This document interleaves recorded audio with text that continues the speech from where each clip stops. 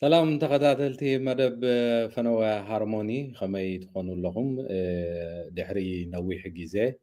ኣብ ዝሓለፈ እዋን ኣብ ከተማ ሱንዱስፋል ትካል ሃርሞኒ ሜድያ ሓደ ኣኼባ ናይ ኣባላትን ናይ ሰራሕተኛታትን ብምግባር ዳግማይ ንምብርባር ሃርሞኒ ብስሩዕ መንገዲ ድሕሪ ምምያጥን ኣገደስቲ ዝኾኑ ጉዳያት ናይ ምሕደራን ናይ ፈነወን ከምኡውን ናይ ቴክኒክን ጉዳያት ድሕሪ ምዝርራብ ዳግማይ ናብ ፈነወ ክበቅዕ ብመሰረት ዝወሰናዮ እንሆ ናብ ፈነወ በቂዕና ኣለና ኣብ ናይ ሎም መዓንቲ መደብና ከምቲ ኩሉ ግዜ ኣብ መላእ ኤሮጳን ኣብ ሽወደንን ዝኽሰቱ እዋናዊ ጉዳያት ምክንያት ብምግባር ሎም መዓልቲ ምስ ሓውና ካልድ ዓብዱ ብሓባር ኮይና እነቕርቦ ኣብ እዋናዊ ጉዳያት ወይ ከዓ ህልው ኩነተ ማሕበራዊ ኩነታትን ከምኡውን ሕግታት ፖለቲካውን ቁጠባውን ጉዳይ መንእሰያት ጉዳይ ስድራ ቤታትን ከምኡውን ብጠቕላላ ሕብረተሰባዊ ጠቀስ ጉዳያት ንዛረበሉ ናይ እዋናዊ ጉዳያት ወይ ከዓ ብቋንቋ ሽወደን ኣክትዌልት ፕሮግራምና ጀሚርና ኣለና ኣብ ናይ ሎም መዓንቲ መደብና ዝተፈላለዩ መደባት ብሓፈሽኡ ብፍላይ ከዓ ኣብ ጉዳይ ማሕበራዊ ሕቶታት ብፍላይ ከዓ ኣብ ጉዳይ ኢሚግሬሽንን ምስ ኢሚግሬሽን ዝተተሓሓዙ ምጥርናፍ ስድራ ቤትን ካልኦትን ብዝምልከቱ ጉዳያት ክንዛረብ ኢና ኣብዚ ሰሙን እዚ ምድላዋት ክንገብር ኢና ቀኒና ብወገን ካልድ ዓብዱ ብዛዕባ እዚ ጉዳይ እዚ ዘለዉ ሓፈሻዊ ኩነታት ሓበሬታ ክእክብን መፅናዕቲ ከካይድን ይቐንዩ ሎሚ ንቕርቦ ናይ ኣክትወልቲ መደብ ኣብ ክልተ ቀናይ ሓንሳብ ኮይኑ ኣብ ክልተ ቀናይ ሓንሳብ ከዓ ብዜና መፅሄት ዝተባህለ መደብና ክንጅምሮ ኢና ኣብቲ ናይ ዜና መፅሄት መደብና ከዓ ከምቲ ልሙድ ብኣዳላውነት ሓው ካልድ ዓብዱ ዝተፈላለዩ መደባት ክቐርቡሉ እዮም ብፍላይ ከዓ ነዚ ሎም መዓንቲ ነልዕሎ ጉዳያት ብዝፍሕ ዝበለ ጉዳያት ኣብቲ ሓደሽቲ ነጥብታትን ኣገባባትን ብዝምልከት እውን ካብ ሎሚ ብዝዓመቐ መንገዲ መቐፀልታ ናይ እዚ መደብን ካልኦት ጉዳያትን ክቐርብ እዩ ዳግማይ ብምምላስና ኩሎም ተኸታተልቲ መደብና ክፅበይዎ ዝፀንሑ ነገር እዩ ስለ ኩሉ ሞራላውን ዝተፈላለዩ ካልኦን ሓገዛት ንኩሎም ኣባላት ሃርሞኒ ክትህብዎ ዝፀናሕኩም እንዳመስገና ሃርሞኒ ሜድያ ዳግማይ ናብ ፈነወ ተመሊሱ ስለ ዘሎ ንስለቲ ትዕግስትኹምን ንዓና ክትፅበዩ ዝሕለፍኩሞ ነዊሕ ግዜን ብክብሪ ኢና ንጥምቶ የቐኒልና ክብረት ይሃበልና እንዳበልና ናይ ሎሚ መደብና ብወግዒ ጀሚርና ኣለና ንኩልኩም ኣብ ሽወደን ተቐመጡ ሎም መዓንቲ ሃገራዊ መዓልቲ ሽወደን እዩ በዚ ኣጋጣሚ እዚ ንኩልኩም እንኳዕ ኣብፀሓኩም ክንብል ንፈቱ ሓው ካልድ ዓብዱ እንኳዕ ደሓን መፃኻ ምናልባት ነዊሕ ግዜ ብሃርሞኒ ሜድያ ብዝተፈላለየ ካልእ ጉዳያት እኳ እቲ ካብ ስክሪን ተዘይተፈለና ብሃርሞኒ ጉዳይ ግን ድሕሪ ነዊሕ ግዜ ሎም መዓንቲ መጀመርያ እዩ ድሕሪ እቲ ኣብ ሱንዱስፋል ዝገበርናዮ ኣኼባ እሞ ናብ ተኸታተልቲ መደብ ሃርሞኒ ሰላምታ ከተቐርብ ክዕድመካ ኣራይ መሓሪ ቴንኪዩ ክቡራት ተኸታተልቲ እውን ከምቲ ካብቲ መጨረሻ ዝገበርናዮ ኮነውን እኒው ኣዝዮም ብዙሓት ኣብ ሃርሞኒ ሜድያ ዝፍኖ ነበረ መደባት ኣገዳስነቱ ብኸመይ ሕግዞም ከም ዝነበረ እሱት መደባት ምቁራፁ ከዓ ንምንታይ ምዃኑ ሻኢሎም ዝሓቱ ሰባት ኣዝዮም ብዙሓት እዮም ነይሮም ነቲ ዝነበረ ናይ ስራሕ መደባት ሰባት ኣመላልባ ከመይ ጌርካ ክስራሕ ኣለዎ ዳግመ ውደባ ምግባር ገለ ብዝብል ንዝተወሰነ ግዜ ኢሉ ፀኒሑ እግረ መንገድና እውን ብኩሉ ሶሻል ሚድያታት ክከታተልዎ እቲ ካልእ ኣካውንት ብምሉእ እውን ከም ዘሎ እንዳሓበርና ንሎሚ ከምዚ እናመፂና በዚ ኣክትዌልት ዘሎ እዋናዊ ነገራት እንዳተዛረብና ከምቲ ንብሩ ዜና መፅሄትን ካልኦት መደባት እውን ኣብ መስመር ናይ ምትእትታው ኢና ዘለና እዚ ዜናታትና ንሕግታትን ከዓ በብሃገራቱ ናይ ዘሎ ናይ ኩሉ ኣብ ዝኾነ ሃገር ንዘሎ ጉዳይ ክሕውስ ስለዘለዎ ካልኦት ኣብ ካልእ ሃገራት ዘለው ኣብ ዓውዲ ማሕበራዊ ጉዳያት ዝሰርሑ ብዙሓት እንዳሓተትና ናባኹም ከነብል ካብቲ ዝነበረ ዝሰፍሐ ትሕዝቶ ክህልዎ ክንገብር ሓሳብና እሞ ምሳና ኮንኩም ክትከታተሉና እንዳዓደምና ናብ ናይ ሎሚ መደብና እንተበኺርና መሓሪ ደስ ብለኒ ፅቡቅ ታንኪዩ ካልድ كبرات تخاتلتي مدبنا نلوم عنتي حزنا يم قريبنا زلنا مدبات كم تفلتوا أب هاجر شودن بفلاي كازوم حجي أب سلطان زلو نايل فنت منجستي دحر ممصوم أب قداي إميجريشن ون أب كالوت عبيتي قداي وزاي حتوتات ناي شودنن قداي وزاتنياتاتن كالوت حقين مسرت زجبرة أم كل خال جبن ديو قال محبرة حتوتات ديو بزملكت بفلاي كا ناب وناي وزاي تولدي زلوهم شودناوያን ይኹኑ ሓደሽቲ ዝመፁ ስደተኛታት ምርኩስ ዝገበረ ብዙሓት ሕግታት ይቕየሩ ከም ዘለዉ ኩላትኩም ትከታተልዎ ዘለኹም ጉዳይ እዩ ኣብ ከምዚ ዝኣመሰለ ኩነታት ሕብረተሰብ ናይ ሓደ ሃገር ከምዚ ዓይነት ሕግታት ክልወጡ እንከሎ እንታይ እዮም ዘድልይዎ ዝብል ሕቶ ሓደ ካብቶም ቀንዲ ሃርሞኒ ዘስተባሃለሎም ጉዳያት ጉዳይ ግቡእ ዝኾነ ሓበሬታ ምስናቕ እዩ ሓበሬታ ናይ ገዛ ርእሱ ሓይሊ ስለ ዘለዎ ሃርሞኒ ሜድያ ከዓ ኣብ ኤውሮፓን ኣብ ለንደንን ንህልው ኩነታት ብዝምልከት ኣብቲ ንነብሮ ዘለና ሕብረተሰብ ብቋንቋና እንታይ ዓይነት ኩነታት ከም ዘሎ ንምግላፅ ከም ዝኾነ መጠን ንሎሚ እዞም ዝስዕቡ ጉዳያት ሒዝና ክንቀርብ ኢና ከምቲ ቀዲመ መእተው ዝበልክዎ ከዓ ሓውና ካልድ ዓብዱ ብሓበሬታታት ክብ ስለ ዝፀንሐ ኣብቲ ዝተኣኪቦም ዘለዉ ሓበሬታታት ከም ዝመስል ናባኹም ከነብሎ ኢና ስለምክትታልኩም ንመስግን ኣቐዲምና ንርእይቶታትኩም ሃናፂ ዝኾነ ነቐፌታታትኩምን ሓገዛትኩምን ከይፍለየና ከምቲ ልሙድ እንዳተላበና ኩሎም ብማሕበራዊ ጉዳያት ዘለዉ ገጻትና ዌብሳይትና ከምኡውን ኣብ ፌስቡክ ዩቲዩብ ቲክቶክ ከምኡውን ኢንስታግራም ዩቲዩብን ዘለውና መስፈራት ብምሉኦም ከም ዘለዉ እዮም ዘለዉ ቦቢልኩም ክትረኽቡና ዘለኩም ሕቶታት ወይ ከዓ ትግደስሎ ማለት ስትታት ኣብዚ ንገብሮ መደብ ክትሰዱልና እውን በዚ ኣጋጣሚ እዚ ክላቦ ይደሊ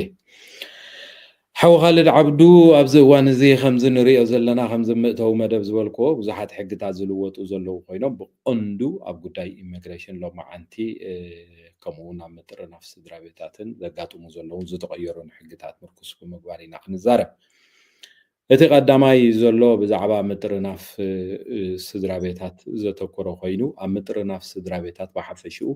እቲ ኩነታት ከመይ እዩ ዘሎ እንታይ እዮም እቶም ሓደሽቲ ጉዳያት ዘለዉ ብዝርዝር ክንቆዶም ኢና ቆልዑ ትሕቲ ዕድመ ዝኾኑ ቆልዑ ምስ ወለዶም ናብዛ ሃገር ዝመፁ ከምኡውን ትሕቲ ዕድመ ሒዞም ብምምፃእ ኣብ መንጎ 18 ዓመት ምስ ኣኸለቶም ቆልዑ ዘምፅዎም ንስድራ ቤቶም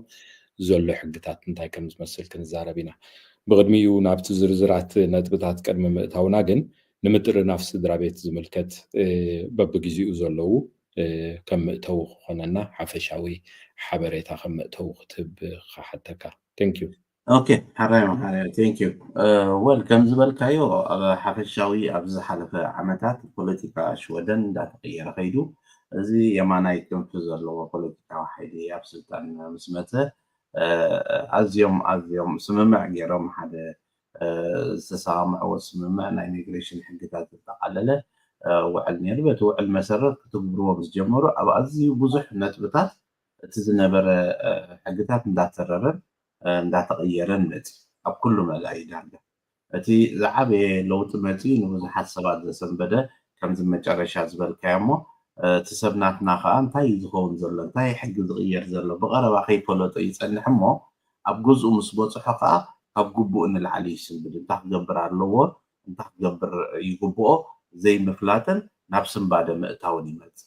ኣብነት ብብዝሒ ካብዚ ደሰንብድ ጉዳያት ዝተቐየረ ነገር እንታይ እዩ መርኣያ ክኸውን ንኣብነት ካብዚ ክሪኦ ክፍትኒ ካብቲ ዌብሳይት ናይ ሚግራሆን ዝፈልከት እሞ ሰብ ንዑ ኣትዩውን ክሪኦ ማለት እዩ እንድሕር ዳ መንበሪ ፍቓድ ከተሐድስ ኮንካ ንኣብነት እዚ ንመን ይምልከት ፎሬንደር ቲባን ሶምቡሪ ስዌርየ ሓደ ቆልዓ ከናውሑ ከመልክቱ ከለዉ ክራብ እቲ ጠለብ እንታይ ንምንዋሕ ዘለዉ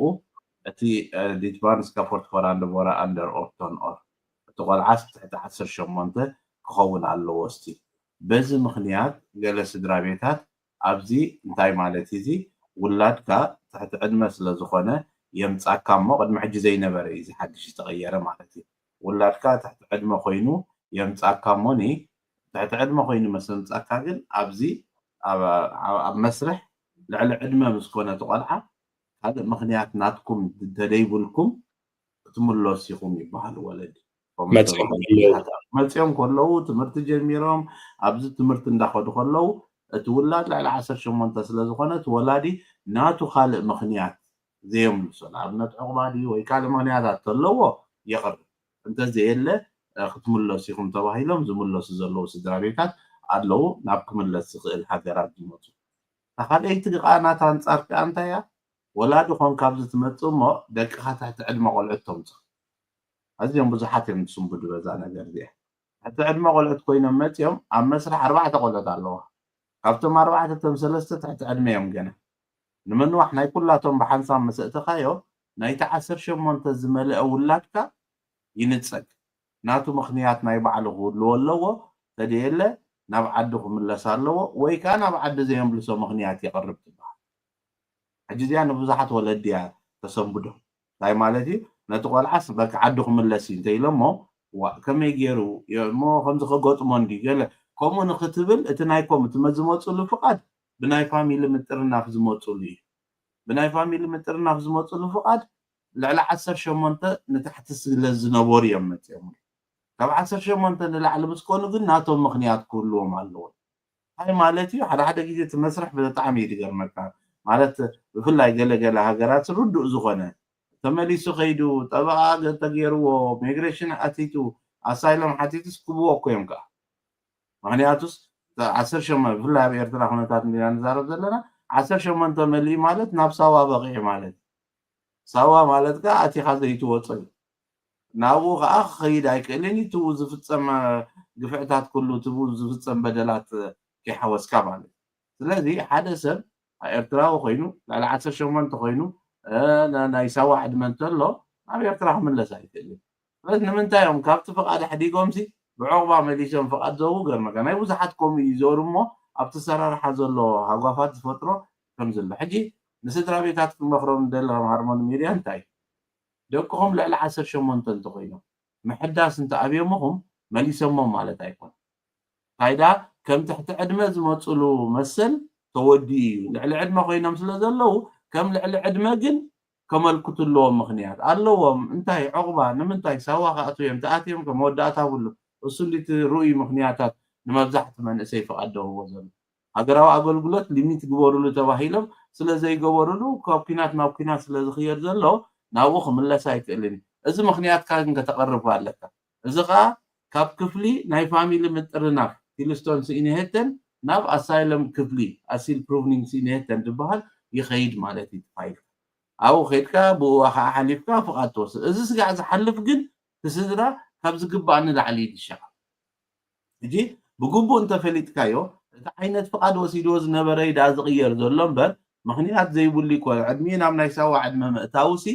ባዕሉ ዝያዳ ናብ መወዳእታ ዘይብሉ ሚሊታሪ ሰርቪስ ከኣትዩ ማለት እዩ ስለዚ ክንድቲ ከሻቀሎ ዝግባእ ኣይኮነን ድሻዓል ሰብ ዝያዳ ይትሽከል ከምዛ ነቲ ቆልዓ ምንጥላ ቢሎም ወሲዶም ዘሕደግዎሞ ዘብፅሕዎ ከምኡ ዓይነት ስምባደ ይመፅእ ካበይ ሓበሬታ ካብ ዘይምፍላጥ ዝመፅእ ስለዚ ኣብቲ ናይ ፋሚሊ ምጥርናፍ ዝምልከት እቲ ካልእ ናይ ምምፃእ ኣገባባት እቲ ገለ መብዛሕትኡ ከምኡ እዩ ዘሎ እቲ ፖለቲካ ዕቑባ ዝወሰደን ዘይወሰደን ዝብል ከዓ እትዮምላ ሕጂ ንኣብነት ቅድሚ ሕጂ እንታይ ነይሩ እስኻ ፍቃድ ጥራሕ ውሰድ እምበር ፋሚሊካ ክጠርንፍ ትኽእል ነርካ ሎሚ ግን እቲ ቀዳማይ ደረጃ ናይ ዕቑባ ዝወሰደ ጥራሕ እዩ ፋሚሊ ዝጥርንፍ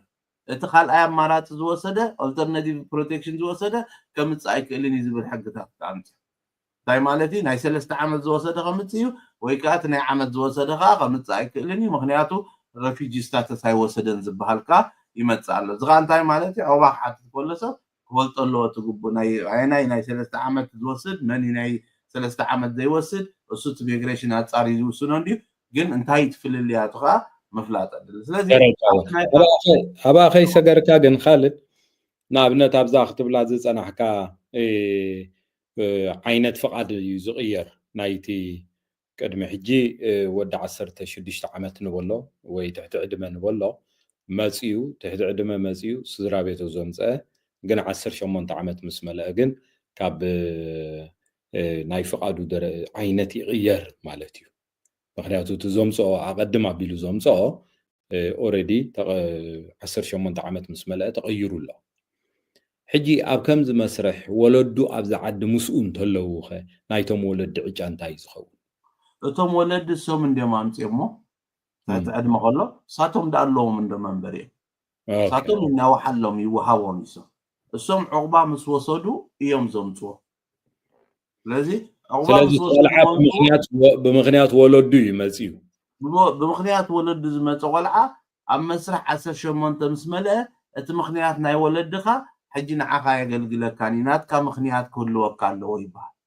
ናቱ ምክንያት ከዓ ድስማዕ ኣብ እንዳ ክፍሊ ዕቁባ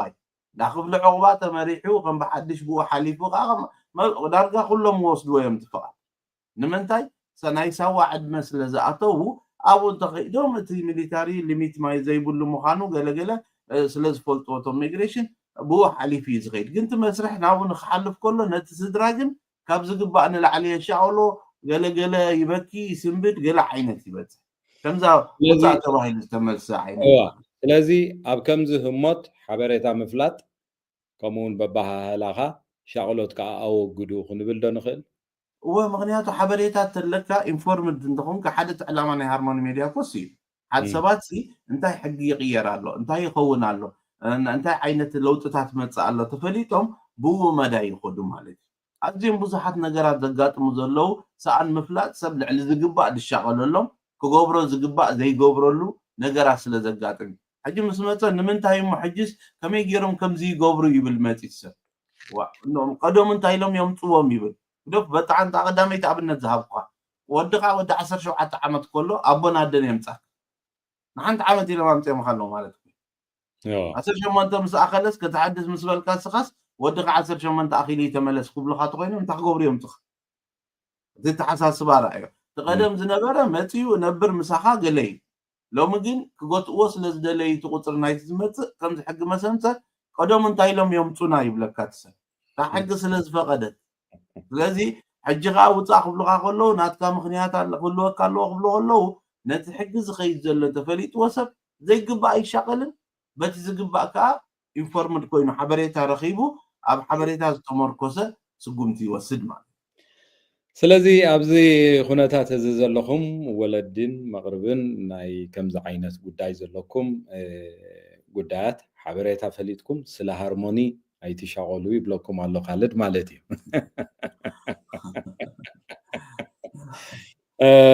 እሞ ክንቅፅል እታ አንፃራ ዘላ ኣላ ምክንያቱ ትሕቲ ዕድመ ቆልዓ ኮይኑ መፅዩ ወይ መፅያ ኣብ መስርሕ እውን ወለዱ ዘምፅእ ወይ ናይ ወለዱ ምጥርናፍ ዝወሃቦ ዕድል ቆልዓ ኣሎ ናይዚ ዓይነት ኩነታት ከንታይ እዩ ዝመስል ሓበሬታ تحت عدما خوين زمت قلعة السو 18 بمملو فقادو اي سحابني بعلو زمت انت خوينو السو فقاد وسيدو سدرو زمت خوينو ناتو يناو حليو تمليسو مخنيات سلازو هابو نتوم سدراغن تمولسي يبحال مخنياتو ولادكم على 18 خويني دحراي كل شيء عز نبلو زلنا ما انت تسب كردو وي كان خفلتو اتمنشي ابتي تحتي كنت صحفوا لكم هنا خمس تريو زلهم ابز حجي اتنا immigration منشي ابزي ابلالو ديت بارنس كفورت فوراند ورا اندر اورتونو كنا واحد تقوين تكرافسي ولادكا تحت 18 تخون علو بلالو نزق انا ريو دلنا كابيو كابتنا immigration سفركت حبريتا خوينا نريو دلنا ابزياس ديت بارنس كفورت فوراند ورا اندر اورتون مالت لعل 18 تحاليف تقلعه نايتي فاميلي زمت فوريلدر اينا واحد مالت جيتا كرافت خون دلا زيا نزي حجي ان حردا بخمس حبريتات واهيبو انت زي فليت كايو اما بهارمون تنجيرو انت زي سميع كايو اما قداي مسبت حكا شعو لعل زقبا انت سنبيتكا هاي مالتي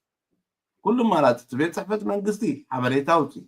ميديا هم ميديا متينا ترجمنا بقانقا خمس قريبنا يو نزي خيفلت سبسوي لدشاقل تغينو ويل تشاقلاس بقى مقداف ابيو مالتي مبر حبريتا غير كاغتو فدلك اسلاز تنقدامت كلتي انزين قلعود مسرح 18 مليون ولدهم توصو زبحالو مزيا والعامتي كاتنيريهم ولادي عند قد معجكم مثل زي نبره بزحات ولدي ما بزلو بخم مزيام زيغا خوينم زنبرو بتحنت قانتايا ولدي ابز خوينم دقوم زمص ኣብ መስርሕ 18 ዝመልኡ ደቆም ንምንዋሕ ክኣቱ ከሎ እምቢ ኣይነናውሕን ኢና ናቶም ምክንያት ክህልዎም ኣለዎ ወይ ከዓ ክንመልሶም ኢና ተኢሎም ደይምስምባል ታይዳ ትመስርሕ ክትክተሎ ክትሓልፎ ዘለካ ንክትሓልፎም ምክታን እዩ ማለት እዩ እዚአን ተን ክኾና ዘለወን እንተን ናይ ቀዳሞት ኣብቲ ካልኣይ ተሰጊርና ከዓ ኣብቲ ናይ ዜግነት ዝምልከት ከዓ ዝተገብሩ ለውጥታት ኣለዉ ናብኡ ክንሰግር ቅድሚ ናብኣ ምስጋርና ካልእ ንኣብነት 18 ዓመት ልክዕ ወይ ከዓ ገለ ኣዋርሕ እቲ መስርሕ ኣብ ኣፍሪቃ ዘለዉ ንኣብነት ከምኡ ዓይነት ጉዳያት ስለ ዘለዉ ገለገለ ሕቶታት ማለት እዩ ኣብ ኣፍሪቃ ይህልው እሞ እቲ ውላዶም ኣብዚ ኮይኑ ትሕቲ ዕድመ እንዳነበረ ከሎ እቲ ፕሮሰስ ይጅምሮ እሞ ንሳቶም ቅድሚ ስጋብ ዝመፁ እቶም ወለዱ ድዮም ኣሕዋቱ ድዮም መላእ ስድራ ቤት ዝመፁ እንዳመፁ ከለዉ ግን እቲ ዘምፅኦም ዘሎ ውላድ 18 ዓመት ይኣክል ኣብ መገዲ ከለዉ ማለት እዩ ግን እቲ መስርሕ ቀፂሉ ይመፁ ናብዚ ናይዚኦም ዕጫ እንታይ ይኸውን ቁሩ ፍልይ ዝበለ ኮይኑ ስጋዕታ ተዋሃበቶም ክወሃበካ ከሎ ወይ ናይ ዓመት ወይ ናይ 2 ዓመት ግለይ ይወሃበካ ስጋዕታ ተዋሃበቶም ትወድእ ኣትዮም ኤሰፍ ይጅምሩ ገለ ጅምሩ ከም ኩሉ ሰብ ይኸዱ ድሕሪኡ ከናውሑ መሰእተው ሕጂ ዳ ውላድኩም ክንዲ ዝሓሊፉ እንዲብሎ ኣብ መስርሕ ከሎ ሕጂ እንታይ ኣላ ሓንቲ ኩሉ ሻዕ ሰብ ዝሸቐለላ እግረ መንገዲ ንኽነዘክሮም ውላድካ ትሕቲ ዕድመ ከሎ ትሕቲ 18 ከሎ እንተመልኪትካሉ ፋይል ኣብ ምፅባይ ከሎ 18 ተሓሊፉ እስቲል መፅእ ምክንያቱ እታ ፋይል ተኸፈተትላ ግዜ እያ ትረኣይ ቀደም እንታይ ነይሩ እዚ ቤት ፍርዲ ይቀይርዎ እዚ ቀደም እንታይ ነይሩ ኣብ ግዜ ውሳኔ ተቆልዓ 18 ገይሩ ዳ ኣይገበረን ምርኣይ ጀሚሩ ሽዑ ቤት ፍርዲ እንታይ ኢልዎ ባዕልኩም 2 ዓመት ተፀቢይዎስ ባዕልኩም ኣብ ሪጋ ክንዲዚ ግዜ ትወስዱ ባዕልኩም ብዝደንጎኹምስ ተመሊሱ በዓል ጉዳይ ክጥቃዕ የብሉ ስለዚ እታ ፋይል ዝተኸፈተትላ ግዜ 18 መሊኡ ዶ ነይሩ ኣይመልአን ዳ ኣይክረኣይ ዘለዎ እምበር ኣብ ግዜ ውሳኔ እንተኮይኑ ናትኩም 2 ዓመት ምድንኳይ ተመሊሱ ነቲ ቆልዓ 2 ዓመት ዕድመ ከም ዝደፍእ ገይርዎ ኣሎ ስለዚ እንታይ ማለት እዩ ወዲ 16 ፈረቓ እንተመልኪቱ እዚ ኣብ ምፅባይ ከሎ 18 ክሓልፍ ሽዑ ብክብልዎ ማለት እዩ ናይ ምድንጓይ ጠንቂ ባዕሎም ከሎ ስለዚ እዚኣ ቤት ፍርዲ ቀይርዋ ብድሕሪ ቀይሮማ ኣብ ምምልካት ኮይኑ ማለት እዩ እዚኣ ተሓልፍ ናይዛ ዝበልከያ ግን እቲ ዝተዋህቦም ፍቃድ ስጋዕ ዝውዳእ ፀገም የብሉ ምስ ተወድአ ግን እዚ ንብሎ ዘለና ሕድሱ ኢሎም መሰእተው ሪኢኻ እንዲኻ እዛ ሓጊዝ ኣብዚኣ ዝረኣኹኹም እኮ እንታይ ድያ ትብል ዘላ ኣብዚኣ እቲ ወላዲ ከናውሕ እንተኮይኑ ፎረዳት ይባል ሶምቦዲ ስፈሬንዲ እዚኦም ከናውሕ እንተኮይኖም እታ ትመፅእ ዘላ እቲ ቆልዓ ትሕቲ 18 ክኸውን ኣለዎ ትብል ዘላ እሳያታ ክንዛረበላ ደልየ ዘለኹ ኣብዚኣ ተደየለ ንክመፁ ከለዉ ግን ፀገም የብሉን ናብታ ፍቃዶም ዝወሰድዋ ምስ ተወደአት ንዓ ክሐድሱ ከለዉ እዩ ጉዳይ ዝለዓል ፅቡቕቲ ኦኬይ እሞ ጉዳይ ምጥርናፍ ስድራ እዚ ተከታተልዎ ዝፀናሕኩም እዩ ኣብ ሕጂ ኣብቲ ንነዊሕ ወይ ከዓ ብዙሕ ዝዛረብ ዘሎ ኣብዚ እዋን እዚ እዋናዊ ጉዳይ ኮይኑ ዘሎ ኣብ ምዕቃብ ሽወደናዊ ዜግነት ኣብ ኣወሃህባ ተኣታትዩ ዘለዉ ሓደሽቲ መምርሕታትን ከምኡውን ገለገለ ለውጢ ናይ ሕግታትን ገይሮም ኣለዉ እዚ መስርሕ እዚ ኣብ ባይቶ ብዙሓት ሞሽናት ቀሪቦም ከም ዘለውን ገና ኣብ መስርሕ ዘለዉ ብዙሓት ናይ ሕጊ ለውጥታት እውን ክካየዱ ከም ዝኾኑ ዝፍለጥ እዩ ስጋብ ሕጂ ተገይሮም ዘለዉ መመሕያሻትን ለውጥታትን ኣብቲ ናይ ዜግነት ኣወሃህባን ዜግነት ኣመላኻኽታን ዝምልከት ግን ሎም መዓንቲ እውን ሓውና ካልድ ዓብዱ ከምቲ ልሙድ ሒዙ ቀሪቡ ስለ ዘሎ ኣብ ጉዳይ ኢሚግሬሽንን ዜግነትን ከምኡውን ጉዳይ ዜግነት ክንኣቱ ኢና ሓውና ካልድ ዓብዱ ጉዳይ ዜግነት ኣብ ውሳነ መቀለጣፍ ለውጥታት ተካይዱ ኣሎ ከምኡውን ጉዳይ ምምልካት እውን ከምኡ ገለገለ ኣብቲ ናይ ምምልካት መስራሓትን መንነት ምልላይን ዝኣመሳሰሉ እውን ዝተፈላለዩ ለውጥታት ተካይዶም ኣለዉ ብሓፈሽኡ ንስኻ እውን ኣብቲ ስራሓውቲ ብቀረባ ተከታተሎ ከም ዘለካ ጉዳይ ዜግነት ኣወሃህባ ይኹን ስጋብ ሕጂ ዝፀንሐ ምዝ ሕጂ ዘሎ ኩነታት እቲ ለውጥታት ብዓቐን ክንሪኦ ከለና ከመይ ይመስል ብኡ ክንጅምር ወላ ፅቡቅ ሕቶ እዩ መሓሪ እቲ ቀዳማይ ነገር ለውጢ ተዋሂብዎ ዘሎ ኣተኩሮ ተዋሂቡ ተሰሪሕሉ ዘሎ ብሽወደን ከዓ واحد ناي سدتኛታት መግታእን ብዓቢኡ ከዓ ጉዳይ ዜግነት እዩ ዜግነት ናይ ሽወደን ሓሲሩ ሰብ በቀሊሉ ረኺብዎ ነዚ ንምርካብ ዘሎ መስርሕ ክቕየር ኣለዎ ስቂልካ ዘዝመፀ ክንዲዚ ዓመት ተቐሚጡ ፀልካ ሒልካ መሃብ ክተርፍ ኣለዎ ብስራሕ ቁጠባ እኹል እቶት ዘለዎ ሰብ ጥራሕ ክወስዶ ኣለዎ ፈተና ክንጅምር ኣለና ብዛዕባ እቲ ሃገር ሲቪክ ኣፍልጦ ክዓቢ ኣለዎ ቋንቋውን ፈተና ክህሉ ኣለዎ ዝበሃል ነገራት ክመፅእ ፀኒሑ ኣብኡ እንታይ ኢሎም ሓቲቶም ነይሮም ባዕሎም እንተተኻኢሉ ንዝተወሰነ ግዜ ስጋዕ ዝሕግታት ትግበር ዜግነት መሃብ ደው ኣብሉና ኢሎም ዝሓተትዎ ነይሩ ዜግነትን ንግዚኡ ደው ይበል ኣብ መጨረሻ ቤት ፍርዲ ከምኡ ዝበሃል ኣይከኣልን እዩ ከምኡ ዝብል ኣሰራርሓ የለን ምስ በለ መምርሒ ውሪዶም ኣብ ዝሓለፈ ኣብ ኣፕሪል ሙሉእ ወርሒ ጥራሕ 6 ዜግነት እዩ ኣብ ሓደ ሙሉእ ወርሒ ነዚ ሲ ምናልባት ንዑ ዝኸውን ሓበሬታ እቲ ዜና ዝወፀ ክሪእዎ ከቕርቦ እሞ ሽዑ ተርጊምና ክነቕርቦ ኢልና እቲ መስርሕ ጀሚርና ነርና ግን ወል ኣይኮነን ኣብዚኣ ከምዛ ትሪእዋ ዘለኹም ሕጂ መፀትና ነበሩ ኣልኮምፒስ ኣብ ዘውፅዎ ዜና ምናልባት ናብ ትግርኛ ከም ትርጉሞ ናብ ቀፃሊ እውን እንታይ ይግበር ከም ዘሎ መርኣይ ክኸውን ግን ንኽሪእዎ እቲ ዜና ጥራሕ በዚ ከሪኦ ክፍትነ እንታይ እዚ እቲ ዝብሉ ደለዉ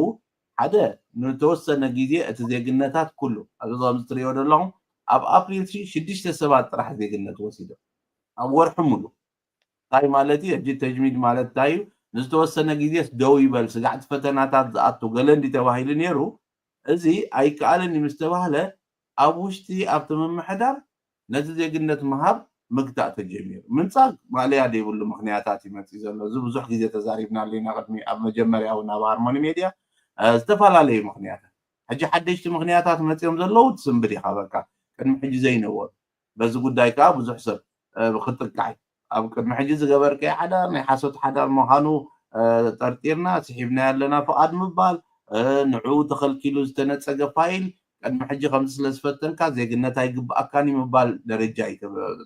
ስለዚ እቲ ቁፅሪ ኣብ ሓደ ወርሒ ሙሉእ 6 ሰብ ጥራሕ ምሃብ ማለት እንታይ ማለት ምዃኑ ብመንፅር ናቱ ብዝሓለፈ ዓመታት በማኢት እዩ ዝወስድ ነይሩ ትሰብ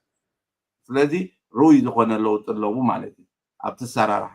እቲ ካልእ ተቐይሩ ዘሎ ኣብኡ ኣይደንቲቲ ናትካ ንምርግጋፅ ቅድሚ ሕጂ ሰዲድካ ገለ ዝነበረ 8 ዓመት ተቐሚጥካ ገለ ንዕኡ ጥብቕ ዝበለ ቁፅፅር ይገበር ዝብል መምርሒ ሂቦም ነይሮም ሓቢርና ነርና ኣብ ዝሓለፈ መደባትና ብሃርሞኒ ሚድያ ብኡ መሰረት ከዓ ኣብ ኢጣሊ ከምዚ ኢልካ ነርካ ኣብ ጀርመን ከምዚ ኢልካ ነርካ ኣብ ገለ ከምዚ ኢልካ ነርካ ዕድሜኻ ሓውካ ክመፅእ ከሎ ክንዲዚ ኢሉ መዝጊቡካ ስኻ ክንዲዚ ኢልካ ስለዚ ስክፍታ ኣለና ሎሚ ሕጂ ኣብ ናይ ዜግነት ኣብ ጥቓ ትክ ዘሎ ቆልዓ ይተበኪያ ኮይኑ ንእሽተይ ሰበብ ተረኺባ ምንፃግ እያ ኮይኑ እግረ መንገደይ ክገልፆ ብዚ ኣብዚ ሃገር ብገንዘብ ከምዚ ስጋዊ ርክብ ምግባር ገበን ፖሊስ ኣባላት ፖሊስ ባዕሎም ደው ኢሎም ኣብ ናይ ቻትሩም ኣትዮም ተዘራሪቦም ተፀሓሒፎም ኣብ ሆቴል ቆፅርዎም መንእሰያት ኣብኡ ምስ ከዱ እቶም ፖሊስ ኮይኖም ፀኒሖም ብገንዘብ ከምዚ ክትገዝእ ስለ ዝመፃኻ ተባሂሎም ክሲ ዝተመስረተሎም ኣዝዮም ብዙሓት ሕጂ እንታይ ማለት ነዚ ሕጂ ኣፍልጦ ስለዘየለ ድዩ ዘይሕጊ ገበን ምዃኑ ድዩ ዘይፈልጦ ግዳይ ምስ ኮነ እቲ ሰብ እዚ ዜግነት ይኸልክል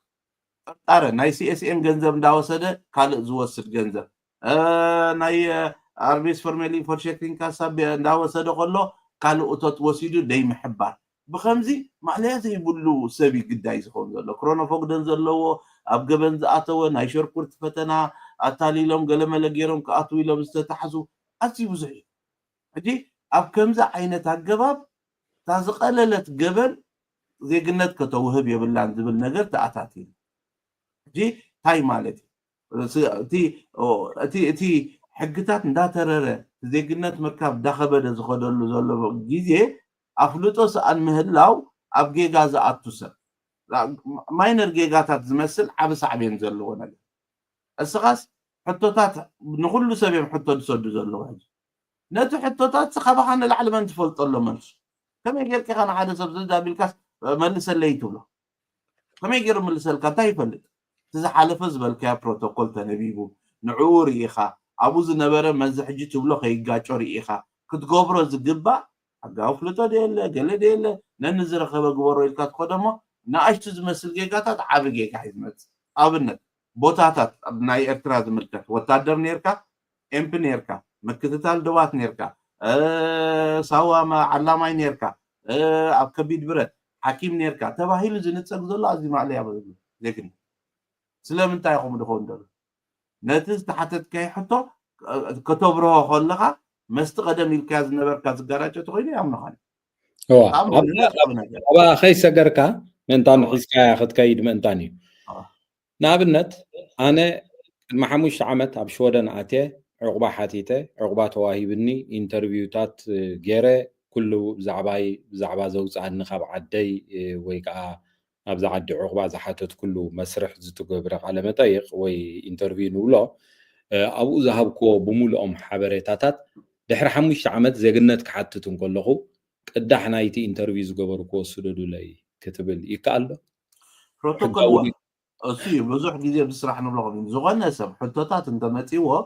بروتوكول يوهبني لي خيد يسدولك سغا 10 تقط بنصحوخا اب 10 تقط نلعلين حدا قط تقرشدي 3 قرش يخفلو بان سنجيروم وهبخ نعو تنبو او انت هي تواهيل نير زرس كترسعوا نكو تخيلي انا وي حمد كوهيني نعو تنبو اتبو زلو زبلكايون از حج تبلون كغاراچ يمون ناي مبزحتو سبتاي حتوتات مسموطس نزبا ملسل ليلوم سدون اب زخونه زب أفلت الله دي بزعبات قداي نايز حلفة قداي طعمي غير فلتك ناتسبسي ناتكا قداي سقابا خان لعلمن فلت هذا وحدت كبلك هذا قبا سبن داي اتليست إذا حطتات ضغط من الاستغنكا مس بروتوكول كا تأساسري بروتوكول كان تا خايل كان يرك السغو وصالو تنبوبو تريو جيجا خيفتم تقربا فدي إلا دحنا كل داي عمتات سبيخة كتقاقيخة كترس السغا بعلق نخال سبت دابيل كازغونه صحف الليل امامي غير كاتب هاي لو تصحفل حجي تجيغا انتاي قوم يلو مغاغي مزبات ابكم وخا بزي حتخوم جيغاتات مدحر جيغا مسموتخا كتقر ما يتخلني خا غير ما يكلني قوم مسبصحفا ስለዚህ አው ጥንቃ አይደል خالد كتب اقدست ነገራት ለውጥ መጤና አለዋ ሓደ ናይ መቅልጣፍ ዝባል ኣብ ዘቀረባ እዋን ዘውፅዎ እንታዩ ናባኸን መጽኢና አዋ ኣብዘን ዝገለጽካየን ጽቡቕ እዩ ከምዚ ተኻለ መጠን ብዙሓት ሕግታት ኣብ ዝዓዲ ኣለዉ ብዛዕባ መነባብሮ ብዝምልከት ምስ ቀጥታ ናይ ዜግነት ይኹን ወይ ከዓ ኣነባብራኻ ጽቡቕ ምዃኑን ኣብ ቁጠባዊ ህይወትካ ማሕበራዊ ጉዳይካ ኣብ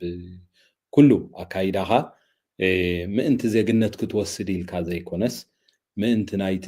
ናይቲ ሃገር ሰላም ናይቲ ሃገር ሕግታት ምኽባር ኣዝዩ ኣገዳሲ ምዃኑ ህይወትካ ስሩዕ ክኸውን በዚ ጋጣሚ እዚ ንሕና ብዛዕባ ዜግነት ነልዕል ስለ ዘለና እንተ ዘይኮይኑ ኩሉ ሰብ ሕግታት ኣኽቢሩ ነቶም ዘለዉ ማሕበራዊ ክብርታት ናይዚ ሃገር ሓልዩ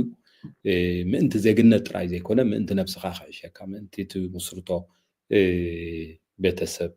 ምእንቲ ሰላም ናይቲ ሕብረተሰብ ክበሃል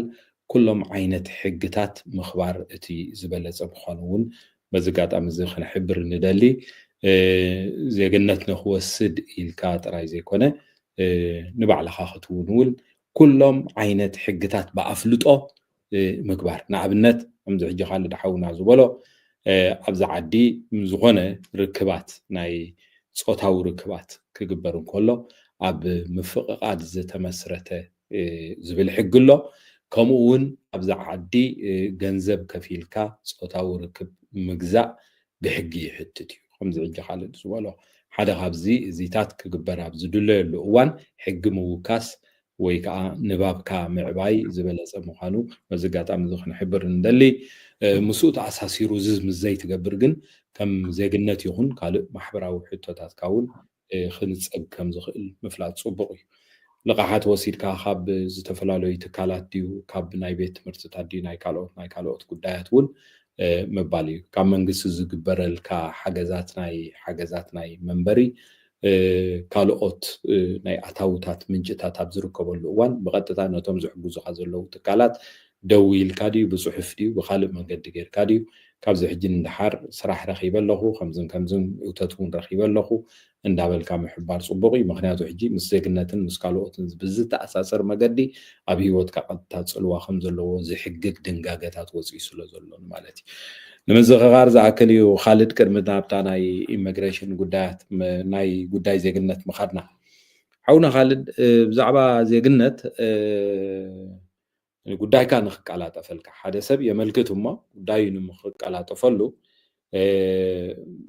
ንጉዳይ ወይ ከዓ ውሳነ መቅልጣፍ ዝብል ሕጊ ኣሎ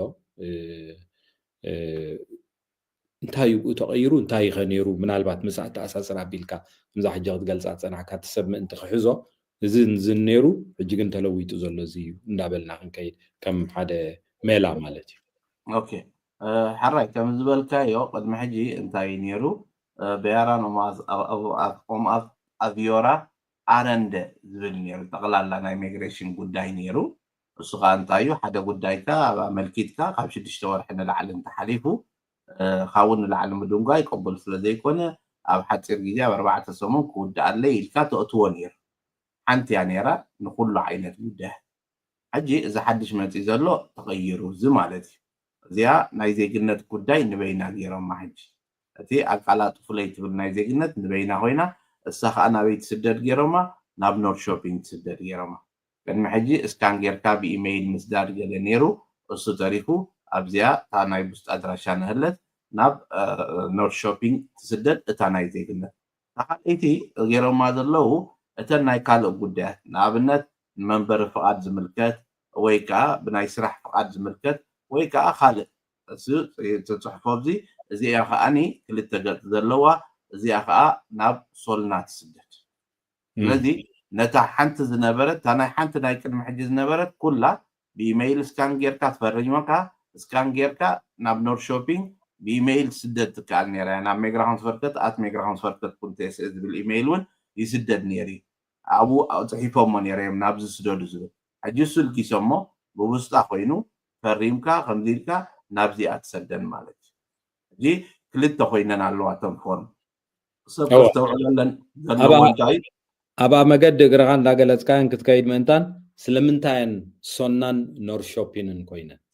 ناي كفل زي قلنا قداي كله أب نور شوبين يزلو أو دتي كفل زي قلنا أوي أبت ناي ميدبرانس كابسين هيتن أب نور شوبين ينير لو ممكن أبي تبوري بكالون غير ما له غير جافات جن تقند بيت سفر ناي زي قلنا زملكت قداي كان مينستري ميغريشن نايز هاجر اب نور شوبينج دلو وانا بيت صحفت او ينير السؤال لازم نايز جنت كل شأن نور شوبينج يا نزيا نبات خيد فايل قصر نايز اخا 10 حدا الحمد لله على الرياض زلنا نزي جنت زملكت حجي قال يوم سبات تلاقيهم تناي قدمي ملؤو ازي كونن زبلو مالو جي قايد بلو مالو طبعا هم حطتاتون متيو زيا 10 حدا اذا حداش نايز جنت زلا زيا حنت جصه اتا خالئت جن ابزي انا هلا نريا زلنا كلتا ገጽ ኣለዋ ساقع 27 ባዶ 10 ሓደ ያ እዚ ኣኻ ነዚአን ክልቲአን ፈላልይ ረአየን ብውስጣ ኸኣየን ስደዳ ተኻለይቲ ክልተ ገጻትየን ኩለን ተመሊአን ኣብዚኣ ተፈሪመን ዕለተን ትፌርማ ጌርካ ንትሕቲ ዕድመ ቆልዓ ተኮይኑኻ ወለዱ ፍርሙሉ እዚአን ተገይረን ናብ ሶልና ስደዳ ሕጂ መዚ ተተሓሒዙ መፂ ዘሎ ሓድሽ ኣገባብ ኣሎ እሱ እንታይ እቲ ሓድሽ ኣገባብ መዚ ተተሓሒዙ መፀ ቅድሚ ሕጂ እንታይ ነይሩ ክፍለ ዜግነት እስኻ ተመልክትሞ ዜግነት ሕጂ ከምዚ እንታይ ዝብልዎ ኣሎ ቁልጡፍን ስሉጥን ኣሰራርሓ ንምግባር ተባሂሉ ቼክ ሊስት ኣሎ ፓስፖርት ኣለዎ ዶ የብሉን ስለዚ ነዋይ ትኺዱ ካልእ በቃ እዚ ጉዳይካ ፓስፖርት ስለዘይብልካ ነፂግና ያለና እቲ ካልእ ጉዳያት ግን ኣየፃረናየን ኣለና ኣብሉ ፓስፖርት ምፂኻ ትኸዶ ምስ ነፀውካ ፓስፖርት ሪኦም ከኣኒ እስኻ ኣብ ሸርኮርት ዘይብልካ ዘዊርካ ነርካ ገበን ጌርካ ነርካ ኣብ ሚስቴን ረጅስተር ኣለኻ ስለዚ ነፂግናካ ኣለና እሳ ኣሪምካ ትኸይድ ካሊእ ኢኹ ሕጂ እንታይ ክግበር ዘለዎ ኣብቲ ቼክ ሊስት እንታይ ኣማሊእካ እንታይ ኣማላእካ ንኣብነት ሓደ ሰብ ሸርኮርት ዘይብሉ ተቐፂዑ ግን 2000 3000 ከፊሉ ነበር ኣብቲ ውሳኔ ግን ዘን 3000 4 ዳግስ ቦተር ዝብላ ኾና ሕጂ ብቲ ሚግራንት ፈርከት ኩሉ ኣሎ ክንዚ ተቐፅዐ ድሕሪ ክንዲ ዓመት እዩ ዘመልክት ከምዚ ንዕኡ ከይፈለጥካ ተመልኪትካዮ ክጅመር ከሎ ከተመልክት ኣይግባእካኒ ዕለት ንዕኡ ሪኢኻ ኢኻ ከተመልክት ዝግባእ نعو غيفلت كامل كيتكا تمليسكا وصاني مسمتسكا اي إذا سايكونني قدفو تيلكا سبس تخري وأنا من تاي ديكون نارد أكا تحقي دحر غندزي خاطر ملكتين أها خمزة دي كي أطفال تزقبا قدمون أوي غاتا نو سويل كاتموتو سويل تعيف حدا سبسدكا مليسكا تنتو سويل كخلت تبن مالتي تمسرح زي أفلطو زي يقول يخو لا تايجر حج ميغريشن زخونه يكون قداي ودو زمت قدام تاي نيرو سبات بزي حقاتني بس 4 عامات تصبح الله عدد فلت سب متيلو تمرعي متي نيرو باسبورت عيدي متي ولا حنت حطوتاتي يقولون متيلي يملكت يريوا باسبورت اللي هو ابز عادي 5 عامات مريده هو بحدار دي متيوا وليدو ده هو دقش ودن زي او سيبريتي ودن هو ما زال انا من تاي ندم دي يوسنوا له خلو ابري جاي ات عجيز انتاي نيرو ود غداي نمنتاي ابري جا نوتو نود علوم تشيك ليست እንዳخد ግን ሓደ خلق ዝበለ ነገራት ተሎ ግን ኣብ ምጽራይ የሪጋያ ሕጂ እሱ ኮነ ትርፎ ይናብሉሎ እዚ ቀልጥፍ መቲ ገለ ክተርፍ ምክንያቱ ሓደ እሱ ካልኣይ ብዛ በያራን ትበሃል በጃኹም ኣትርፉልና ኢሎም ሓቲቶም ነይሮም መንግስቲ ሚግሬሽንስን መንግስቲ ንምንታይ ነዛ በያራን ከዓ ካልእ ሪጋ ፈጢራሳ 50,000 በፂሖም በያራን ዘመልከቱ እሞ ቤት ፍርድ ወድኡሎም ዝበሎ በጀካቶም ኮም ዘይገበሩ ዝሓለፎም ዘይመልከቱ ይግባኝ ዘይበሉ ይግባኝ ዘይምባልካ ታበያራን ሓንሳብ ይሓት ገባ እቲ ኸያ ምስተነፀካ ይግባኝ ተደይልካ ቤት ፍርድ ወድኡሉ ቀዳምነት ሃቦም ተደይሉ ኣብቲ ናይ ቀዳምነት ኣይተኣቱ እዞም ኮም ስጋዕ 6 ዓመት ሪጋ በፂሖም 5 ዓመት በፂሕናቶም ጉዳይ እቶም በያራን ድገበሩ ከማን ስጋዕ 3-4 ዓመት በፂሕ ናቶም ሪጋ ኮይኑ ስለዚ ክንቋፃፀሮ ይከኣልናን እዚ ከማንሲ ካልእ ስራሕ ፈጢሩና በጃኹም ደዋብሉልና ተባሂሉ ደዋይብልኒ ተባሂሉ ምስከደ እንታይ ጀሚሮም በቃ መጥቁፅሮ ቀንስዎ ኣደንጉይልና ሕጂ ዝሓለፈ እዋን ግን እንታይ ኢሎም ድሕር ሕጂ ናይ በያራን ኦኬ መንግስቲ ስለዝፈረዶ ክንገብር ኢና እምብክብሉ ስለዘይክእሉ እያ ብሓቂ ግን እቲ ዝቁልጡፍ ዝበሃል ውዱእ ዝበሃል ኣትሪፍና ብግዜ ዝመፀሉ ኢና ክንውድእ እቶም ቅድሚት ዝመፁ ነዊሕ ዝገበሩ ንዕኦም ክንውድኦም ኢና ኣብልሎ ናይ ቤት ፍርዲ ትእዛዝ መፂካ ወይ ከዓ ናይ ቤት ፍርዲ ውሳኔ መፂካ ከዓ እምብስ ስለዘይትብልካ ምቅልጣፍ ኩሉ ሕጂ ከምዚ እንታይ መልእኽቲ ዳብል መልእኽቲ ዝሕልፍ ሓደ ሰብ በያራን ክገብር ይትረፍ እምበር እንታይ ዳ ሕጂ ዳ በቲ ግዜ እንተኮይኖም ዝኸዱስ ወላ በያራን ገይረ ክቡን ይክእሉን እዮም ንብል ማለት በኢንዳይሬክትሊ እታ በያራን ትቕነሰሉ ስትራቴጂ መፅያ ማለት እዚኣ ስለዚ እንታይ ዳ ይኽውን ዘሎ እቲ ነዊሕ ዝተፀበየ ክውዳእሉ ኣለዎ ክንድኡ ክድንጎ ይግባል ፍቶታት ሓድሽ ኣምፅኦም ኣለዉ ንኩሉ ሰብ 12-13 ገጽ ፎርምታት ተሰዱልካ መስቲ ናይ ቀደም ዝነበረ ዳርጋ መብዛሕትኡ ትሕቶ ማለት ዝገርም እዩ ማለት መን እዩ ኣብ ናይ ስለላ ናይ ዓድኻ ናይ ፀጥታ ሰሪሕካ ነርካ ዲኻ ብገበን ብዓድኻ ከም ዝኾንካ ነርካ ድብል ሕቶታት ኣዝዩ ብዙሕ እዩ ንዕኡታት ክትምልስ ከለኻ ናይ ቀደም ዝበልካያ ከዓ ዘድልየ ኣሎ ኣብ ሃገራዊ ኣገልግሎት ነርካ ዲኻ ገለ ዝብል እንደገና ሕጂ ሓድሽ እንታይ ኣምፅኦም ኣለዉ ዝኾነ ዜግነት ዝሓትት ሰብ ደብዳቤ ይስደዶ በኣካል ኣብኡ ኸይድካ መንነት ካረጋግፅ ይበሃል እቲ ዝሓትት ዘሎ ሰብ ስስኻ ምዃንካ በኣካል ከይድካ መንነትካ ምርግጋፅ እቲ ኣይደንቲቲ ኮንትሮል ከነጥቡ ኮይና በኣካል መፂኹም ኣይደንቲቲ ኣረጋግፁ ዝበሃል ነገር ክህሉ እዩ ማለት እዩ መሰመልከትካስ በኣካል ከይድካ ዘለካ መንነት ኣርኢኻ ከተረጋግፅ ስኻ ምዃንካ ተተመልክት ዘለካ ዓይነት ማለት እቲ ናይቲ ምቅልጣፍ ዝበሃል ነገር ግን ብከምዚ ኣገባብ ኣምፅኦሞ ደለዉ ቀዳማይ ፈላለየ እሞ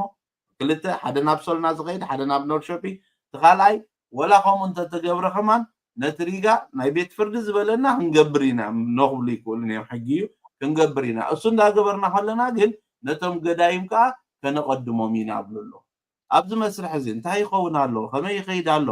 ከይፈለጠ እቲ ሰብ ስቑኢሉ ጥራሕ ሓምፂ ጉዳይ ናብ ካልእ ደርቢዎ ምስ ተባላሸወ ወላ እንተመፀ ትርጉም የብሉ ሽዑ ክትዕርዮ ይክእልና ምክንያቱ ሓንሳብ ከምዚ ኢልካና ሕጂ ከዓ ከምዚ ኢልካና መብዛሕትኡ ትሪኦ ጉዳያት ከምኡ እዩ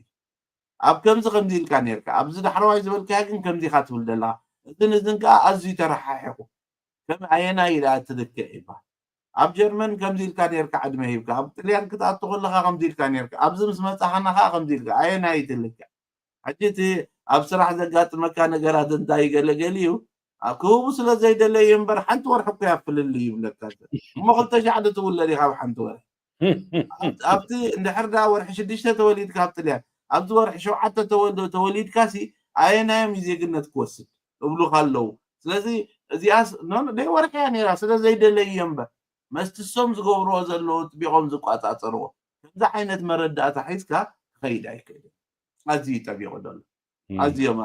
አኽቢዶሞ ደሎ ድሕራይ እንታይ እስኻ ሓደ ጉዳይ መፂካ ናብ ሕጋዊ አፍልጦ ገለኺ ስኡልካ ናብ ዝኾነ ይትኺ ምስተባላሸወ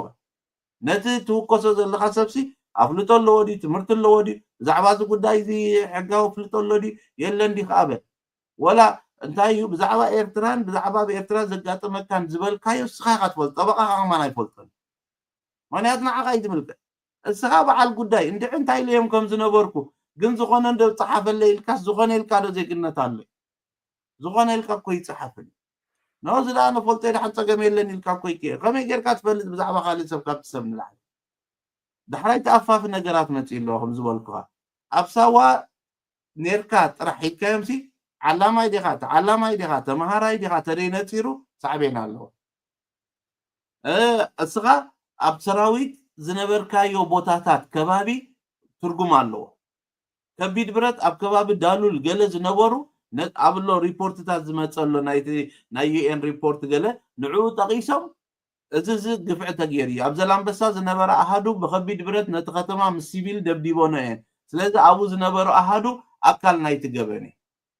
ኣብኡ ምንባርካ ጥራሕ በዓሉ እኹል እዩ ወላ እኳ እስኻ ብውልቂ ብገበን ተደይተሓተትካ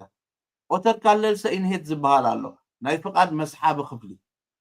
ኣብ ሓደ ዓመት ከባቢ 13900 ፍቃድ ይስሒቡ ነዚ ዝብሎ ዘለኹ ሰብ ምእንቲ ክርድኦ መሓሪ ኩሉ ሻዕ ከምዚ ክትብል ከለኻ ክብደት ናይቲ ጉዳይ ሰብ ኣይርድኦን እዩ ካብኡ እቲ ኦተር ካለል ሰኢንሄት ዝበሃል እንታይ ይገብር ኣሎ እንታይ ይሰርሕ ኣሎ መን እዮም ከድስሓብ ዘሎ ንዜግነት ኣመልኪትካሲ ካብ እንዳ ዜግነት ተመሊሱስ ናብቲ ሂብናካ ዝነበርና መንገዲ ፍቃድካ ብልክዕ ኣይኮንካን ነይሩ ስለዚ እዚ ከም ብሓድሽ ርኢናዮ ኣለና ኣይግባእካን ዕቑባ ኢሎም ይስሕብዎ ሕጂ እንዳተዛረብኩ ምሳኻ ኣብቲ ዌብሳይት ናይ ሜግራሆንስ በርከት እዚ ሕጂስ ካብ ሜግራሆንስ በርከት ደርእዮም ደለኹ ምእንቲ ክሪኦ ብኸመይ ንሰርሕ እንታይ ትመስሓብ ፍቃድ ሓደ ሓሲኻ እናንተ ነርካ ፌላክቲ ኢንፎርማሽን ሂብካ እናንተ ነርካ ኮነ ኢልካ መድበተት ኢንፎርሜሽን ጌጋ ሂብካ ተነርካ መንበሪ ፍቃድ ይስሕብዎ ንዜግነት ዘመልከተ ሰብሲ ናው ይኸይድ ከይዱ ራዮ ኣብ ሓደ ዓመት 2021 13900 ተሳሒቡ ሕጂ 2022 ነለ እንዳኸደ ኣዝዩ እንዳወሰኸት ቁፅሪ ዳዓበየ እዩ ዝኸይድ ዘሎ ነዚ ከዓ ከመይ ገይሮም እዮም ድኸበፅሖ ደለዉ እስካት በርከት ካብዚ ዓዲ ተቐሊሎም ኣብ ካልእ ሃገር ዝነበሩ ዝኸዱ ብዙሕ ገዛውቶም ገለ ምስሓብ ኣዝዩ ብዙሕ ዝሰርሕሉ ዘለዉ እዩ ሓበሬታታት ይመፅእ ተሓቢኦም ኣብዚ ኮይኖም ግን ዝሰርሑ ዝነበሩ ኣብቲ ኦሳሞርኒንስ ኑመር ተባሂሉ ዝወሃቦም ዝነበረ ንስካት በርከት እሳቶም መንበሪ ፍቃድ ከም ዘይብሎም ሓበሬታ መንጎኦም ብምልውዋጥ ነዚ ሕጊ ተቐይሩ ንብዙሕ ለውጥታት ኣብቲ ኣሰራርሓ ተኣታት ሕጂ ንኩሉ ተጣናኒጉ ትቁፅፅር እንዳተረረ ምስ ከደ ሰባት ወረቀይ ገሊኦም ሲፈልጥዎ እቲ ጌጋ ዝነበረ ቅድሚ ሕጂ ፓስፖርት ምፂኻ ካብ ዓድኻ ከተቐይር ኢልካ ንስካት በርከት ብወርሒ ክንዲዚ ሂብካዮም ነርካ ሕጂ ግን ንዓና ፓስፖርት የብለይን ኢልካ እናዝበልዎም ኣሎ ንስካት በርከት ፓስፖርት ምፂ ቀይሩለይ ኢሎሞ እምቢ ኢሎሞስ ምስ ተረፈ እሱ ግን ናብ ሜግራሆን እቲ ሓበሬታ በፂሑስ መኸልከሊ ይኸውን ሕጂ እቲ ከም ዝግበር ጌጋታት ክትሪኦ ከለኻ መስቲ መንግስቲ ተኣታትይዎ ዘሎ ጥቡቕ ዝበለ ቁፅፅር ሰኣን ግቡእ ኣገባብ ተኸቲልካ ምኻድ ኣዝዩ ብዙሕ ሰብ መንበሪ ፍቃድካ ክንስሕቦ ኢና ዝበሃል እቲ ዝነበርካዮ ኣሃዱ ኮንካ ዝፈፀምካዮ ተግባራት ፖለቲካዊ ዕቑባ ይግባእካን እዚኣ ግን ናብ ዓድኻ ተመለስ ኣይኮነ እንታይ ዳ ኦልተርናቲቭ ፕሮቴክሽን እዩ ዝወሃበካ ካልኣይ ደረጃ ፍቃድ እዩ ዝወሃበካ ስኻ በዳልን ተበዳልን ብማዕረ ከነዕቁብ ኣይንኽእልን ኢና ይትሕት ስለዚ ስኻ ካብቶም በደልቲ ስለዝኾንካ ዕቑባ ደይኮነ ዝግባእካ ናብ ዓድኻ ንኸይትምለስ ፕሮቴክሽን ጥራሕ እዩ ዝግባእካ ተቀዳማይ ደረጃ ረፊጂ ስታትስ ኣይኮነ ዝግባእካ እዚኣ ጥራሕ ከም ውፃእ ኮይና ድቃስ ዘይብሎም ይጭነቁ ይገለ ግን መንበሪ ፍቃድ ሓደ እውን ኦልተርናቲቭ ፕሮቴክሽን ተዋሂብሉ ብእውን ዜጋ ክኸውን ይኽእል ገበነኛኻ ይተባሃለ ግን ኣብ ገበን ዝግበሮ ቦታ ነርካ ተባሂሉ ከም ይኽእል ስለዚ ብንፁር ነዚታት ተደይተረዲእዎ ሰብ ልዕሊ ዝግባእ ስለ ዝሽቃል ደሎ ኣዝዩ ከዓ ዝተሓላለኸ ጉዳያት ክኸውን ኣሎ ተሰራርሓ መዓልታዊ ሕጊ ቅየር ኣሎ ሜግራሆንስ በርከት ዘይብሉ ዜና ዝወፅእ መዓልታዊ እየ تزوتخا كل مطبع قالي اما تشرشا زوتن زي كنا زملكت حج انتاي ابقربا غيزي زولنا حسبول لنا نيركا صرحلو لو مخنياتو نستوسن عدم رينج زلو بزعبا زعد حقي افلطو كلوكا بزعبا بوليتيكا ناي تعدي كمي محادر زعدي كمي يسرح تفاليس ناي زعد انتايوم قال مفلات كدلي سيفيك اديوكيشن كالايكا ناي قانقا فتناون كنجمر هنا بلو حجي نزل تاي مالتي حانت قتكير دلي كل شيء نقصقص ولا منسياتون زمخرم تاي سرح تلخا بقى وديك اسرح غزا هيوت كاون كسلجوكاي روتين مش هتاو قال تمار ولا قانقا تمار اذن اي قانقا نزل فتنا خيمه خلص جيزيكي اخل كله خملكت يخول ديلو سبي حتى تفلت كند زصعر بزعبا تحد خفلت بزعباتي قانقا خفلت قال خند خمهار زصعرسي اذا حق زي اخي تتجبرت كلاس في اخل جيزي كملكت خل يبلو اما ما تغنزب تلوا هذا او تغنزب وسيدهم جيزي اخلن مس اخل ملكت كاتبها تنصف حجي منتا يقوم دبل الله دحر حجي اتي حبرتسب تنبرو طلبات اندعبي يخيد سلازلو ساقا نتي زمالا طلب كي تشغلك تحلف عينت تكون لك ولا انت سرحك روبوت سرح عندي دا روبوت دي جبرا تفطر ذهبك حنقول صقح انت زمص تمصح تحلفه ما كما غير شركور تحلفه لزمانس بقانقا تفتينو قدم تغرينيا قانقا منصوب نبرش ودنات حليفو يزور ابصرح عالمي اتو قالله قلنا من تايو خبا حليفو ولا مشتا ولا ندك خانق تحجز كتب لكو قانقا مفلات كان صبقي تعدي بوليتيكا مخادو فلوتيو انت يخون على مفلاتي تمار زغل حقتات زغير زلو وصاتنياتات ببزح مصلع زمص زلو نعو نغتقير ونكون اكلت حبرتسب كونكا ايناي بوليتيكا سلف انت تعويتو حقتات كفوكس خيل ايناي انت متيون كو اذن كتفلت كون عخايون اذا زي مفلات كاسخا سوتافيخا تقنيسو اتخاله اكلكا كومو بمخانكا እንዳጸላአካ زياده ናትካ ደምህላ ዋብዝ እንዳጽልኦ ዝቀደሉ ዘይግነትኩም ሃቡና 350 ሺህ ክንወኩም ዝበሃለሉ ጊዜ ቆይ ተበጽሕ ስለዚ እቲ አናብራና ቀይርና ነቲ ነብሮ ሕብረተሰብ በቂዕና ክንከይድ ኣብ ኣፍልጦ ኣብ መረዳእታ ኣብ ንቕሓት ተመርኪስካ ንኽትከይድ ዝጠልብ ነገራት መጽ ስለዘሎ ሰብ ይጀምሮ ካብ ሕጂ ከይተሰከበ ሰራሕ ኣሎ ድሕሪ ስራሕ መጽ ወላ ምሸታው ገዛ ኮይኑ ንኸይትነቅሕ ትፈርሕ نقيحك نختحلفو تخيل نجر تمتي مونتاي تصقم الله زياده فليتك زياده بقيحك زياده خمس بصحك هذا اللي خاصك حاجه شركرت موصا قليل تاسكي نبرن غير كايو سدرا مسرات تسك قليل تاسكي كونن غير كايو بدحري زلو قلطمطم ادا اندا بزحنبر زغل نريو زلنا ولا محداق نقله ግን እንታይ ማለት እስኻሲ እቲ خبت ዝبሃል ሓላፍነታት ትዋጽላ ንምንታ ካብ ሕጊ ከይቀየር ትፈርሕ ይቀየር ነቲ ተቀየረ ሕጊ ካትወቅዖ ስለዚህ በሆሙ ደረጃ ሃርሞኒ ሚዲያውን ዓብ ተራኽብሉ ወይ ሕጂ ኣብ ኩሉ ኤውሮጳ ዘሎ ናይ የማናውያን ሰልፍታት ምምጻእ ዝቕየር ሕግታት ምስ ብዙሓት ውፅኦት ናብ ካልእ ሃገር ዘለውን ይዘራረብ ኣለና ከምዚ ዓይነት ዲስካሽን ይስቀጻል ኩሉ ቶም ሃገራት ነናቶም ብድሆታት እንታይ ይመስሉ ብደረጃ ሽወደን ዝነልዕል ኣለና ብደረጃ ኖርዌይ ኣለዉ ውፅኦትና ደረጃ ጀርመን ብደረጃ ዓዲ እንግሊዝ ብደረጃ ሆላንድ ሱቂልካ ቤላ ቤሎ ዘረባ ኣሎ ወይ ሽወደን ምቕባል ኣብይ ምኻው ቤልጅየም ምጻእ በቃ ንግደት ይኮይኑ ቤልጅየም ዝቆይና ትባላ ፈረንሳይ ጽቡቅ ሱቅ ትባላ ገለ ዝበሃል ዘረባ መሰረት ኣለዎ ሎሚ ሓበሬታ ራእዮሞ ኣብዛ ነንሰኻን ኮፊልና ዘለናስ ኣብ ጀርመን ዘሎ ብጾትና ምሳና ኮፊሎም ክዛረቡ ከምዚ ይኽእሉ ኖ ከምኡ ይኮነን ኣብ ጀርመን እዚ ትሕግኹሉ ጋ ኣብ ዓዲ እንግሊዝ እዚ ይኽብሉና ኣብ ከምኡ ዘለው ብጾትና ኣብ ፈረንሳይ ከምዚ ይኽብሉ እዮም ሽዕቲ ሰብ ዝቆይሉ ከለውልዋ ይብል ናይ ኮልልን ኣይደክምን ይቆይዱ ተመሊሱ ምለስ ገለ ኣብ ከምኡ ጥራሕ ዓመታት ዝሓልፎም ሰባትን ስለ ዘለው أنا حقي يكون بزيادة قبل ما أنا بحاول. صبوا تي حبريتا خمس زبالنا يو حبريتا حيليو حيلي تراخيب كاخا توسنو سنتات تاتو صعبين زي بقول هيوت يقلل ليو زبل امنت سلازلو اما وداتا خالد من البات قدمي مودانا ناي بزح سب حتون ስጋት ውን ኣብ ገለገለ ከም ዝንሪኦ ብሻቅሎት ዝረአዩ ጉዳያት እዮም ምክንያቱ ምስ ምቕያር ሕግታት ተሳሲሩ ዝኸይድ ስለ ዘሎ ነቶም ድሮ ዜግነት ሒዞም ዘለው ምናልባት ዜግነት ናይ ምምንዛዕ መስርሕ ብብዙሓት ፖለቲከኛታት ውን ኣብ ባይቶ ብተደጋጋሚ ዝለዓል በጨቅ ዝብል ናይ ገለ ፓርቲታት ወይ ከዓ ፖለቲከኛታት ሓሳብ ጥራይ ዘይኮነ ሞሽን እውን ኮይኑ ኣሎ እዩ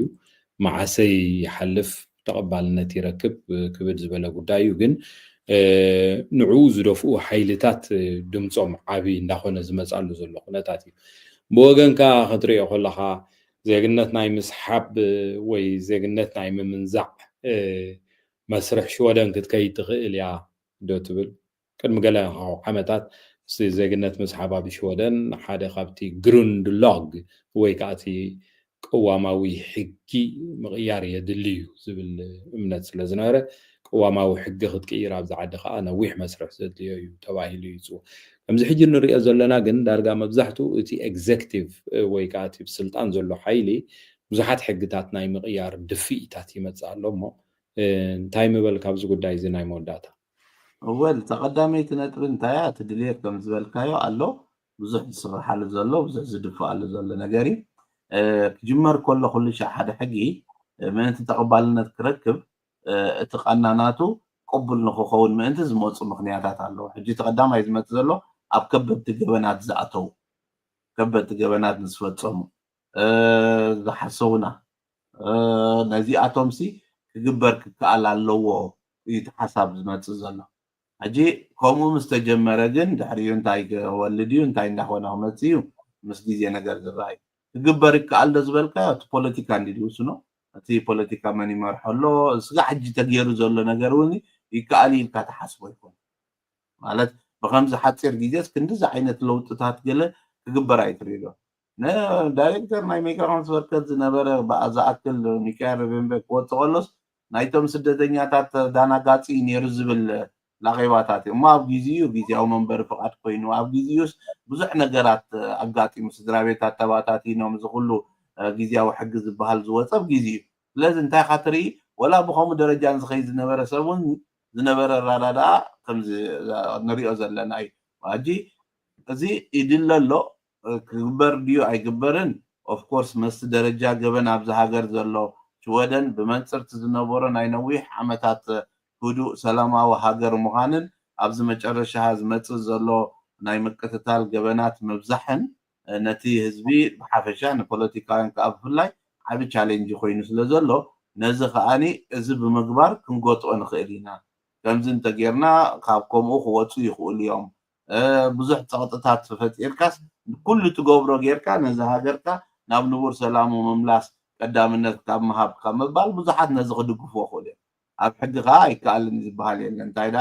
እቲ ነቲ ሕጊ ንክትቅይር ክማላእ ዘለዎ መስርሕ ንዕኻ ትኸዶ ሎሚ ከዓ ድምፂ ናይቲ ዝበዝሐ ንምርካብ ወላ እቶም ተደናገፅቲ ናይ ወፃእተኛታት ዝበሃሉ ዝነበሩ ሰልፍታት ናብቶም የማናውያን እንዳተፀጉዑ እዮም ዝኸዱ ዘለዉ ኣድመፅቲ ካብኦም ንክወስዱ ክብሉ ነቲ ናቶም ድሌታት እውን ይስዕብዎ ስለ ዘለዉ እዚ ግን ኣብ ቀፃሊ ካልእ ግዜ ክንዛረበሉ ንኽእል ኢና ኦልሬዲ ሓደ ሰዓት ኮይኑላ ኣብ ምዘራረብ እሞ ሎሚ በዚ ተዛዘብና እንታይ መስለካ ባይና ወዲእና ነርና ምናልባት ዓኣ ተንኪፍና ኢና ክንውዳእ ሓሲብና ነርና ዝኸበርኩም ተኸታተልቲ መደብ ከምቲ ምእተው መደብ ዝበልናይ ሃርሞኒ ሚድያ ኣብ ኣየር ተመሊሱ ድሮ እዚ ሃብታም ዝኾነ ተመክሮ ሎማዓንቲ ወይ ከዓ ሓበሬታ ናባኹም ከነብል በቂዕና ኣለና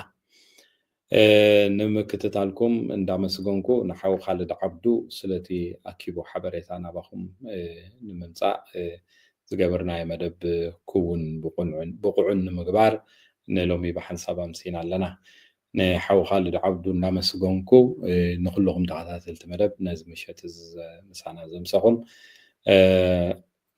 እንዳመስገንኩ ኣብ ዝመፅእ ዘሎ